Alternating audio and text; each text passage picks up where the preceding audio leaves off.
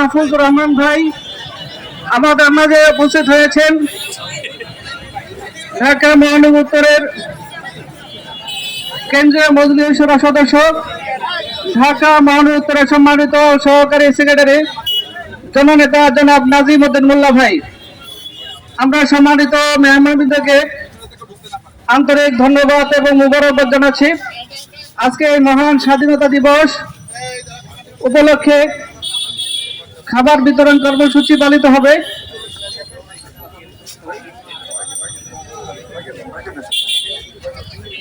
এরপর যে আমাদের সামনে কথা বলার জন্য করছে বাংলাদেশ জামায়াত ইসলামীর কেন্দ্রীয় নির্বাহী পরিষদের অন্যতম সদস্য, ঢাকা মহানগর উত্তরের সম্মানিত আমির, আগামী সিটি নির্বাচনে ঢাকা মহানগর উত্তরের সম্মানিত মেয়র পদপ্রার্থী নন্দিত জননেতা জনাব মোহাম্মদ সেলিম উদ্দিন।